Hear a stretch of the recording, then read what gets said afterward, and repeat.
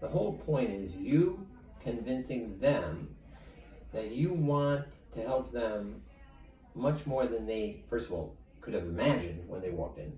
And that you're so concerned, you're just not accepting mediocrity from them.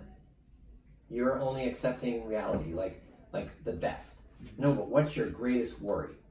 What's your greatest worry? And what do you think it is? Like, I want to know, if it's a tough case, I'm always like, what do you think it is? Because that's going to take out stuff. What do you think's wrong with you? Right. Because I believe some people, if I would have said, boy, you seem like I'm not sure you want to be here. No. Well, you just seem like it. I don't know. Maybe I'm wrong. Well, a friend of mine told me about this chiropractor. And, oh, do you want to go there? Right? I don't want you to waste your time here. Yeah. If you want to be there, Yeah. I'd rather you be there. So I mean, I'm truly into what is, you might say, friend, that's not best for them. How do I know? What typically happens is, I say, I will send my exam to the doc, I will talk to him, and you will be good to go. And I let them go. And typically, 6 or 8 months later, they're back. And they're like, well, I trust you because you listened. Well, to me, that's worth it. Yeah. So now they come with a new, like, I believe more. Yeah. So in our histories, they're not just histories. They're just like, as quickly as you can get to what's their number one reason for being there, and I want specifics. How can I help them? You know, what do they hope to accomplish here? What do they hope to accomplish? Seriously. And I want detail. I don't want general, I hope the pain diminishes. Yeah. That's not measurable enough. I need more detail. And then the rest of my stuff is really what makes it worse, what makes it better, does it really make it better? Because a lot of people, back patients, notorious, say when I bend over, I stretch, it feels so much better. How long you had this thing? Oh, 3 months. Boy, that's really working, isn't it? I mean, temporary. Yeah, but it's not. which isn't making it better, right? Yeah. So I mean, and then I have to explain to them how to bring them around. So no, that's not a good thing. But then once I get the basics, because you know now with our electronic records, you really have so much there. But you want to convince them that you care. Forget about just information. Then once I stand them to examine, that's when I'm going to go through where you're from. Oh, you're from here? How long you lived here? Your family? Oh, sons and daughters? Blah, blah, blah. Because now I want to find out how they're answering while I'm examining them quickly about their family. Because to me, I think they're going to give away stresses at work, stresses in the family, all these things that are going on because they're not thinking, because they're concerned about what I'm doing.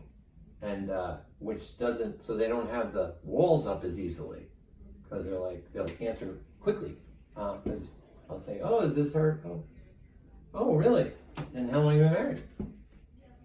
Oh, does this hurt? Oh, really? Where have you lived before here? Or have you always lived here? So that I'm interspersing these things in with my exam, learning a ton about them. Yeah.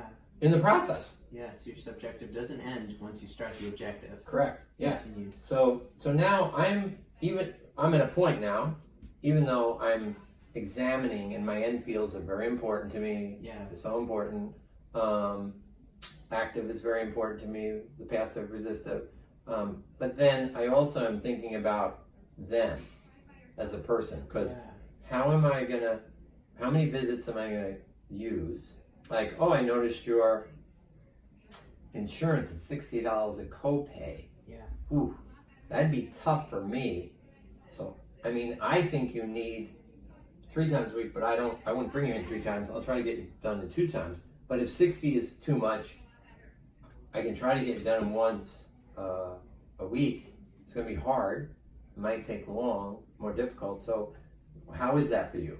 And then some people go, that's not a big deal. Other people are, thanks for I really appreciate that.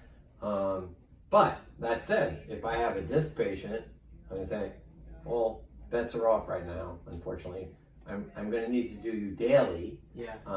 Now, I might do you 2 in a row, and then say, if we're heading in the right direction, I might, throw in a few on, independent, because I know it's an expensive thing. but your health's important, Mm-hmm. very important.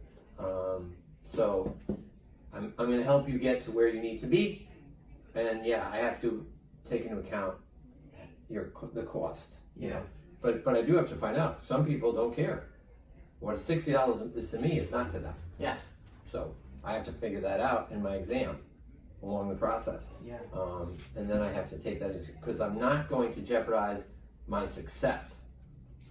That I'm not jeopardizing, because I have to get you better, period. Or I have to get you to the right people to get you better. But I have to be part of the package so that you know that I was responsible for you getting where you were. Maybe past you even thought you could be. Mm-hmm. So I'm not going to jeopardize my reputation, anything for cost, because your health is more important. So that's an interesting balance with people that you have to figure out along the way, which is the challenge. Now, so all these things I'm thinking about during my exams. You might say, well, that's so extra. I don't think it's extra, because if I can map out what kind of person this person is right out of the blocks, what are their fears, what expectations, black and white expectations, and then what's their life like, then I can try to use some of the things I've learned over time to address that person, put them at ease, and get them on the right path to healing. If you want to be really good, you can. You have to be here, picking up every little detail, fear, in just nuance of the person's, because they have fears. It's just, what is it? Do they think you're not going to do it? Do they think you care about money because you're a medical person? Do they think you don't even care really about them? Because that's how everybody is. That's 80%. So my job is to convince them that I'm going to care for them more than they ever expected in a million years, and that I'm more concerned about their health than they are. And that's where this exchange is so paramount. Your job is to, let's find the real cause, right? I know all these things hurt, but what's the real cause? And all of a sudden you'll know, because that's when someone comes in all of a sudden and no pain. When I did it, they had pain. Yeah, but see that, either with the way you held them, the way you resisted them, who knows what the component was. But right away, those things are knocked out.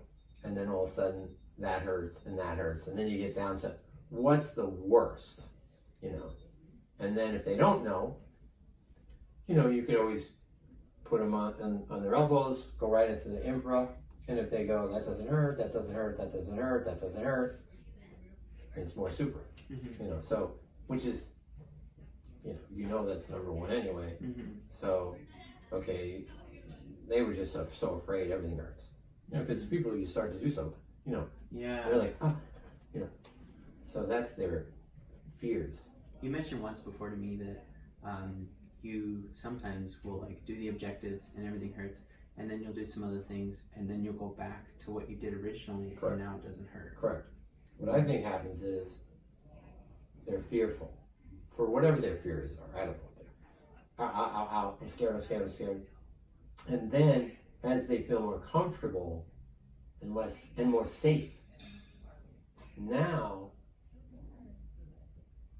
a lot of the things that was inside them are gone at the moment, and now not as sensitive. So then, no pain. Okay, now we got it.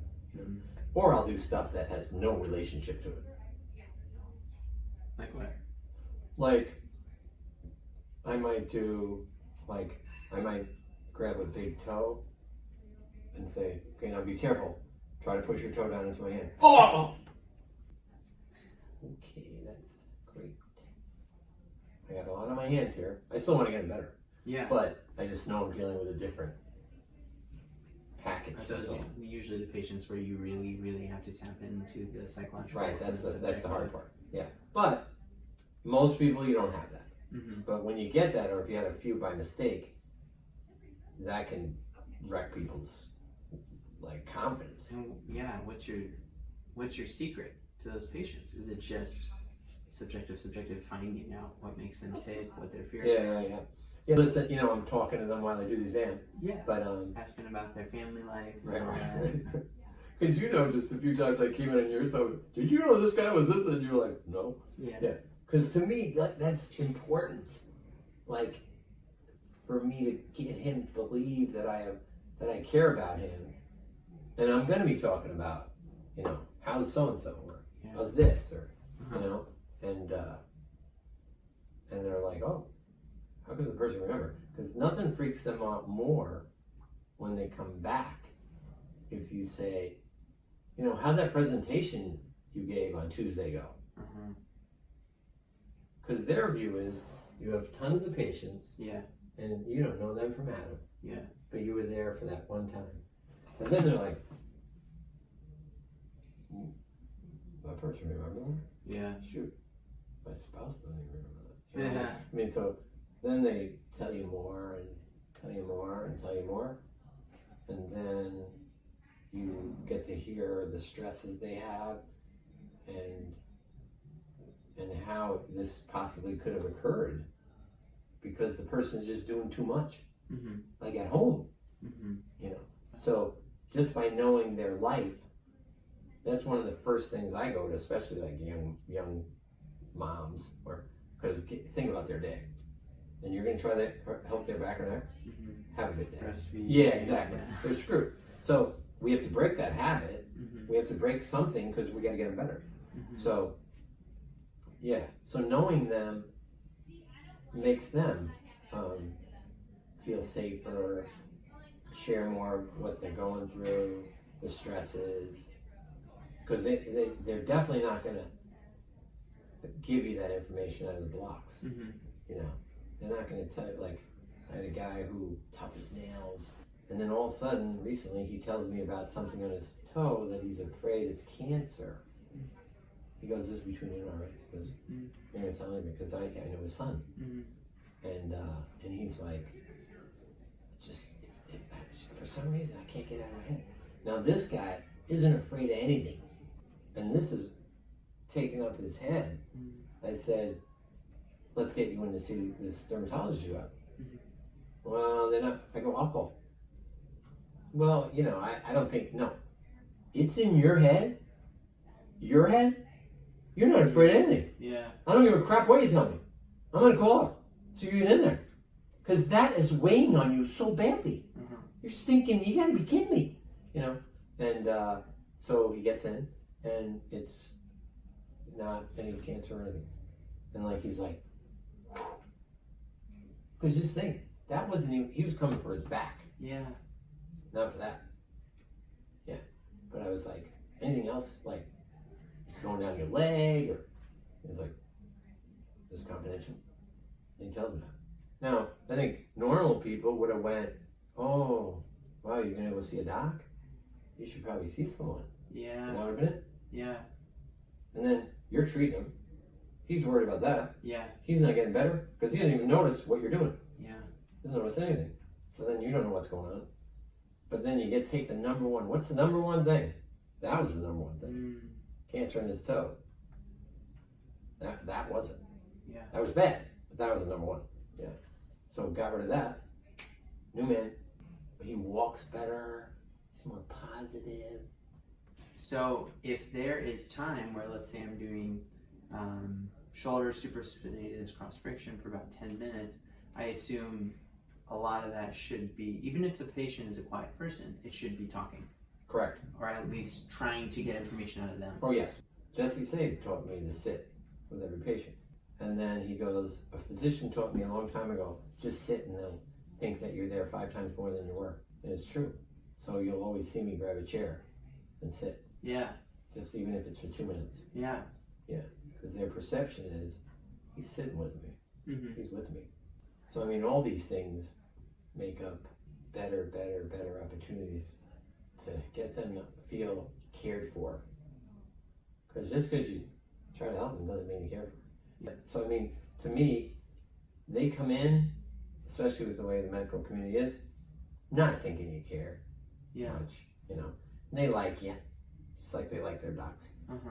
But if you could convince them you care more than they could have imagined, and that you're actually someone that they can share their worries and fears with, I think you have a better chance of having a lot more success. Mm-hmm. When I was Scott was great, and Scott could do it faster than me, and then I learned to do it as fast as him, and he was great. But then whenever there's a real tough case, he would give them to me. Now I would say I'm no better than him in knowledge base, treatment base, so I never understood it. But I think the one thing I'm better at him than is hooking up with the patient. Like, they all loved him, but it was a different kind of love, you know. It was just that he's a great guy love. It wasn't I want to talk to you and tell you these things, you know. So, and I always thought that was the only thing that got me those tougher cases better, because I would never say I was better than Scott, technically, you know, or knowledge base wise, in a million years. Yeah. So, you know, when I see people, and they say to me, for some reason you're easy to tell these things to. I don't know why. And I don't know why. Yeah. I'm just glad. Yeah. So I don't know what it is. If I could ever describe my brain, how it goes with different patients, or where I go to uncover some things in the challenging patient, but somehow I see it. Yeah, You look past it's just it. like, Yeah. and you know, you can ask Ken or Ben. That's what when they call me and they go, "Can you just come see this guy? Because I know you're going to see right through the crap, because I can't see it through." You know, and I go, okay. I mean, I hope I can, you know, and then usually I do, and then they go, that helped. I see. I didn't see that. Yeah, that's good. I'm glad you came in. Your job for them, that patient, is to take whatever it takes to control as much as you have to control to get them better. Yeah, and that's why when the person comes back, if you did give them exercises, show me 1 or 2 reps of each one. Make sure they're doing it correctly. Right. Yeah, because now they know you're a pain, because you're going to check them. And if they don't, then you do it a second time. You know, and then you're just like, I'm trying, and you're not. How's this going to work? If they didn't do it. Yeah, you have to do it. They have to take ownership then, you know. So it's kind of like this crazy little dance with a patient to bring them where you want to bring, and they want to bring. You know, you might have higher aspirations for them than they have, and you might get them there. Yeah. Well, guess what? They're going to think you're amazing. Yeah. I mean, to me, it's, you know, really get into the person, find out who they are, because that's so important. Because who they are is going to impact how many exercises they'll see. That's another question. If I think I'll say, if I gave you 5 exercises, would you do them? No. Okay. How about 2? I'd do 2. Okay, well, I'm going to give you 2 then. Because why should I give you 5? Because you're not doing it. Like, how dedicated are you? How much time will you set aside? Correct. And that's important to know. Instead of, like, I'm going to do this.